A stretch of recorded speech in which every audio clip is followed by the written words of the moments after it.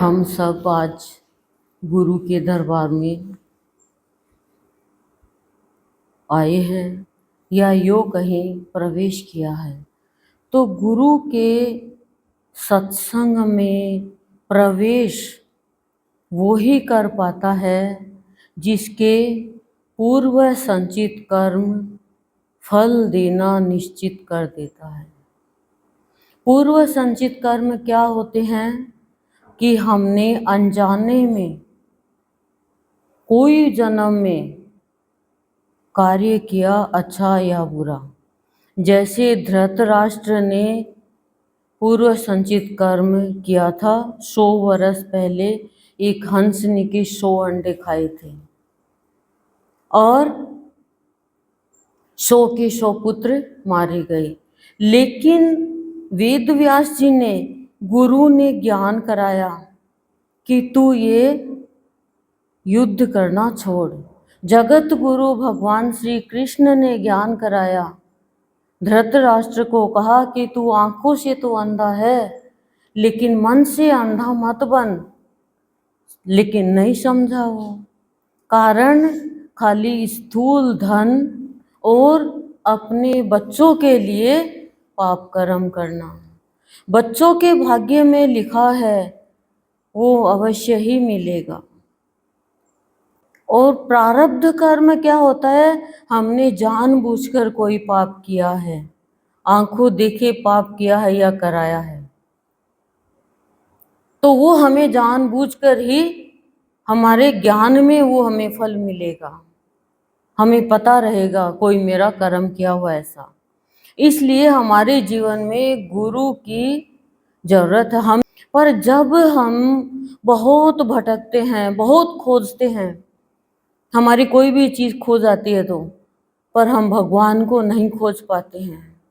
सत्संग में आकर हमें स्वयं को खोजना आता है, यानी भीतर बैठे ईश्वर को खोजना आता है। जब तक हम उसके नहीं हो जाएंगे, उससे हमारा रिश्ता नहीं बन जाएगा, तब तक हम कहाँ जाएंगे? बताओ कहाँ जाएंगे हम? एक बेटी के बच्चा होने वाला को कहे मम्मी मेरे को उठा देना जब मेरे बच्चा हो, तो वो क्या कहेगी? बेटा तू खुद उठाएगी हमें, हम क्या तुझे उठाएंगे? उसी तरह से जब गुरु हमें उठाता है, जगाता है, तो हम सबको उठाने की, जगाने की कोशिश करते हैं। जब हम ही सोए पड़े हैं तो हम कैसे किसी को उठा पाते हैं? शरीर से हम उठ गए, आंख हमारी खुली है, लेकिन हमें जाना कहाँ है, उस रास्ते का हमें किसी को पता नहीं है। तो जो भी हम यहाँ पे कर्म कर रहे हैं, हमें मिल रहा है, वो हमारा कोई जन्म का किया हुआ है। तो आज आप सत्संग में प्रवेश किया है आपने, तो आपके पूर्व संचित कर्म का फल आपको मिलना निश्चित किया है गुरु ने। तब गुरु ने बुलाया है, गुरु ने बुलाया और हम चले आए। आपको कोई बुलावा दे देगा, आप जाओगे, पर वहां से क्या लेके आओगे? 4 लड्डू, रसगुल्ले। ये एक चांदी का गिलास है, ठीक है, ये खाली है, ठीक है, ये खाली गिलास एकदम। इसमें हमने पानी भर दिया, अच्छा पानी भरा है, देखो एकदम साफ पानी है। अब ये गिलास के पानी है, पीने के काम आएगा, प्यास बुझाएगा कितनों की। अब इस गिलास के अंदर हमने डाल दी मिट्टी, ये मिट्टी डाल दी। अब ये पानी काम का है क्या? क्यों? इसमें मिट्टी गिर गई। ऐसे ये चांदी का गिलास जो है, ये हमारा शरीर है, चांदी जैसा चमकीला एकदम। अब पानी जो है ये भाव है हमारा। अब हमने अपने भाव में, स्वभाव में मिट्टी डाल दी, यानी गंदगी डाल दी। कान से सुनकर, आंख से देखकर, मुंह से किसी की बुराई करके, तो ये हमारा भाव गंदा हो गया। अब ये किसी के काम का नहीं है, न भगवान के काम का, न हमारे काम का। हम क्या कहेंगे? इसको तो गिरा दो और इसको साफ करके अच्छा पानी भरो। अब हमने इसको गिराया नहीं पहले, फिर अच्छा भर लिया, तो अच्छा भी खराब हो गया। हुआ कि नहीं हुआ? बस गुरु यही करता है, गुरु पहले खाली करता है पूरा हमारा गंदगी का, स्वभाव का, सब विकार का। फिर इसमें अच्छा पानी यानी हमारा भाव भरता है, जिसमें प्यार है, शांति है, विश्वास है, श्रद्धा है। और फिर वो गुरु के चरणों में समर्पित हो जाता है। चाहे उसे गुरु के चरण दो, चाहे किसी को आप पिला सकते हो, प्यास बुझाएगा, आप सिंचन कर सकते हो, आप चाय बना सकते हो, आप मिठाई में भी डाल सकते हो, सब्जी बना सकते हो, आप आटा लगा के रोटी बना सकते हो, बहुत काम आ जाएगा ये। और इतना सा ये अमृत गुरु के चरणों का अमृत है, तो ज्यादा में मिला दिया तो वो भी पवित्र हो गया। तो गुरु यही करता है बस। हम तो इतनी कामना, वासना, दुर्भावना, दुर्गुण लेकर आ जाते हैं, एक दूसरे के प्रति गांठें बांधे रखते हैं। लेकिन गुरु क्या करता है? गुरु हमारी जितनी भी मानसिक व्यथा है वो सारी खत्म करता है। जित मानसिक व्यथा होती है, मन की बेचैनी, उन सब पर विजय प्राप्त कराता है कि दूसरा गलती कर रहा है, इसके कारण मेरा मन विचलित क्यों हो रहा है। बच्चे के ऊपर कोई आंच आती है तो हम तुरंत गुरु को कहते हैं, गुरुदेव आपका सत्संग है, आपके सत्संग में आज जा रहे हैं, आज मेरा ये काम, और आपका पक्का काम होता है। हम जितने भी सत्संगी बहनें, आपको पूछो, नहीं तो हम खुद भी गृहस्थी में रहने वाले, इतने फैशन परस्त, इतना मतलब अपने रूप पर वो करने वाले, इतराने वाले, लेकिन भूल गए बाहरी रूप तो। और भीतर के रूप में जब गए तो पता चला इतना सुंदर रूप है भीतर में, सिर्फ प्रकाश ही प्रकाश। तो जीवन में आनंद आता है जब गुरु की दृष्टि हमारे ऊपर पड़ती है। तो गुरु देखता है कि हाँ, इसके अंदर सच्ची लगन है। और जैसे गुरु हमारे ऊपर दृष्टि डाल देगा तो हमारी दृष्टि में अच्छे भावों का जोड़ करना और सत्संग के प्रति लगाव हो जाएगा। आपके कोई बीमारी लगी हुई है, करीब करीब बीमारियां रहती है, कोई ज़्यादा नहीं तो शुगर मिल जाएगी, बीपी मिल जाएगी, है, घुटनों में दर्द मिल जाएगा, या सिर दर्द, माइग्रेन, अनेक ये नॉर्मल बीमारी होती है हमारे, हैं। और ज़्यादा नहीं तो चिंता की बीमारी लगी हुई रहती है, डिप्रेशन, हमारी बीमारी लगी हुई है। अब हमने डॉक्टर को दिखाया, आप बताओ क्या डॉक्टर को दिखाने से ठीक हो जाएंगे? क्यों? फिर दिखाने किस लिए जाते हो? डॉक्टर को दिखाने से ठीक नहीं होंगे तो दिखाने क्यों जाते हैं? डॉक्टर को दिखाने से हम ठीक नहीं होंगे, कारण जो डॉक्टर कोर्स बताएगा, दवाई लिखेगा, वो ही तो दवाई हम लेंगे तब ठीक होंगे। अब दवाई डॉक्टर ने लिख दी, हमने दवाई खरीद ली, दवाई ला के रख दी, अब ली भी नहीं हमने, और हम कहेंगे कैसा डॉक्टर है, बीमारी ठीक नहीं कर सका। तो डॉक्टर की कमी थोड़ी है, हमारे अंदर है, हमने दवाई ली ही नहीं। तो ऐसे संत है, वो डॉक्टर है हमारे मन, बुद्धि, चित्त, अहंकार का। मन, बुद्धि, चित्त सब शुद्ध पवित्र करते हैं, अहंकार का तो निशान ही नहीं रहता है। क्यों? क्योंकि गुरु के ज्ञान से ज्ञान होता है, प्रभु मैंने कोई प्रयत्न नहीं किया, तूने निमित्त बनाकर मुझे सत्संग में बुलाया, सत्संग में बुलाकर मेरे से ये कार्य करवाया, मैं तो निमित्त हूँ। नहीं, आज से पहले मैंने ये कार्य क्यों नहीं किया? तो हमने दवाई ली और ठीक हो गया, हम कहें वो डॉक्टर बहुत अच्छा है। तो डॉक्टर तो अच्छा ही है, हमने दवाई नहीं ली। तो संत बता रहे हैं, उन बातों को हम जीवन में नहीं उतारेंगे। संत कह रहे हैं प्यार से, प्यार ही सबसे बड़ी भक्ति है। और हम माला तो फेरे हैं, राम राम राम, ये राम को तो नाश ही हुआ, ये रामबा तो बड़ी बेकार लुगाई है। अब भगवान गए, मैंने तो तुम्हें बताया सबसे प्यार करो, माला फेरो चाहे मत फेरो, सुंदरकांड का पाठ करो चाहे मत करो। जब तुम्हारा मन सुंदर नहीं बना हनुमान जी के जैसे, तो फिर क्या भक्ति कर रहे हैं हम? बताओ आप। हम तो वो कर रहे हैं, खूब टिक्कड़ खा रहे हैं और ऊपर ठंडी ठंडी छाछ पी रहे हैं। ताकत की दोनों चीज है, लेकिन घी जम गया।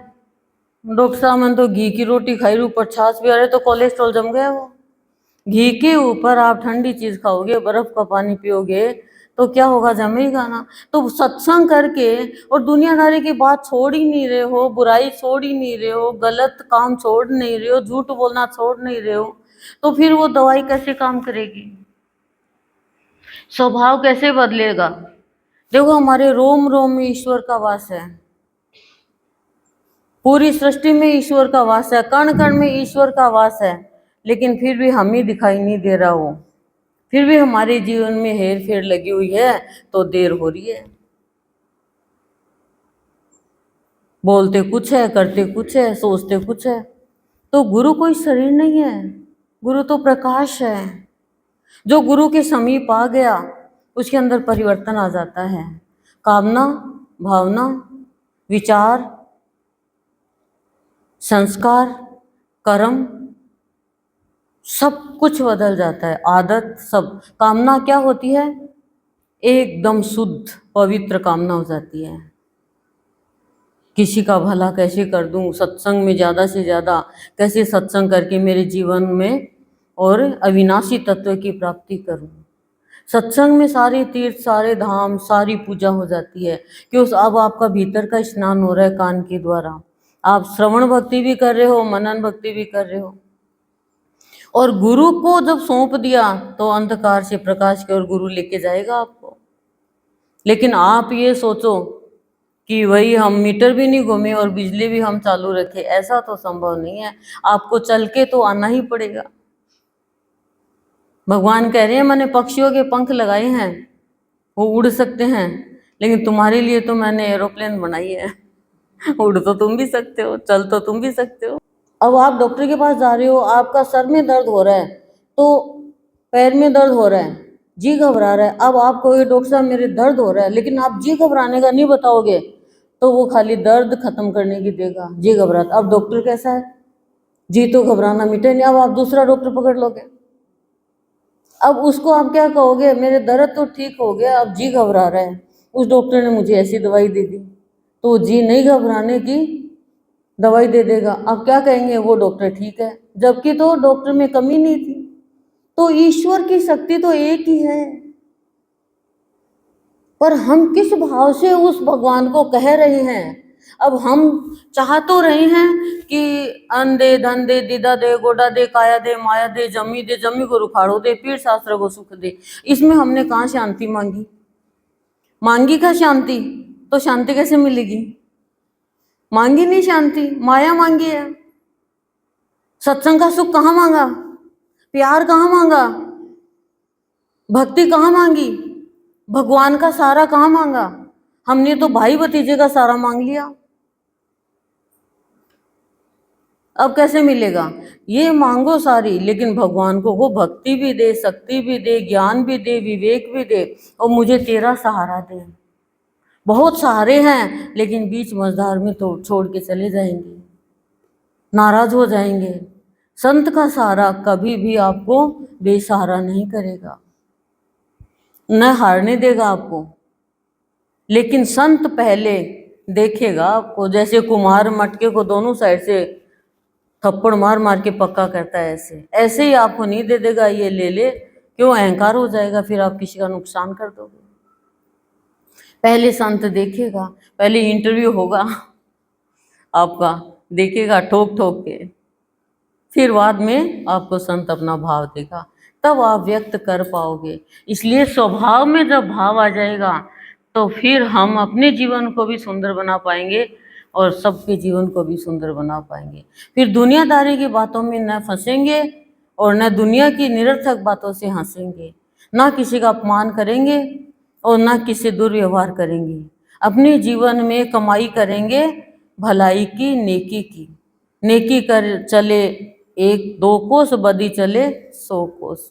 तो बदी से डरना नहीं, नेकी कभी छोड़ना नहीं। गुरु यही कहता है, एक में अनेक को देख, अनेक में एक को देख, यही है समर्पण की भक्ति। सब में ईश्वर को देख और एक ईश्वर को सब में देख, तो ये भक्ति हो जाएगी, फिर शांति ही शांति रहेगी।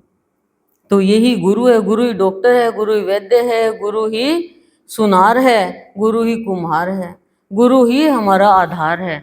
गुरु हमें भगवान से मिलाता है, भगवान ही बनाता है।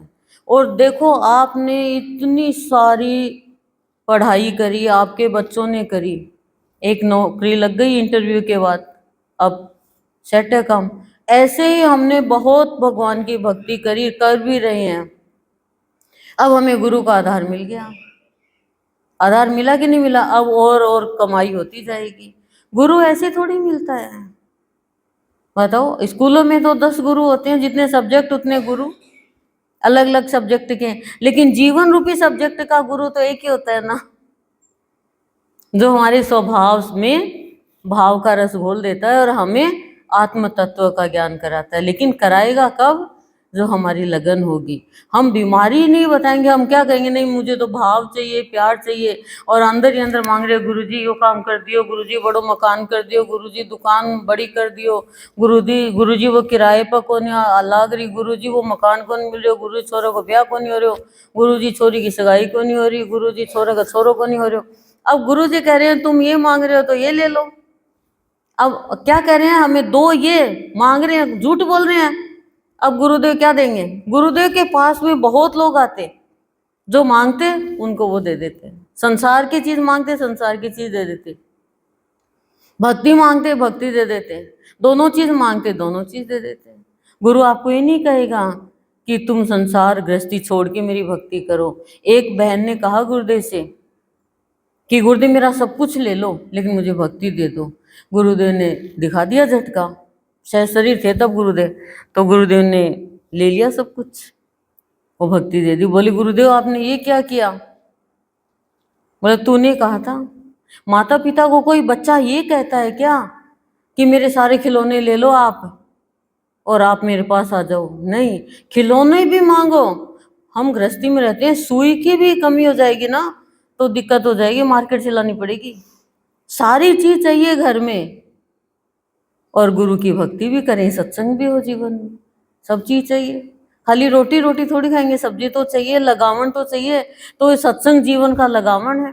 बाकी हम भक्ति करें, मंदिर जाएं, गुरुद्वारा जाएं, जहाँ भी हम जाएं, गीता पढ़े, भागवत पढ़े, उनमें से आप सार ग्रहण करना सीख जाओगे जब आप सत्संग में आओगे।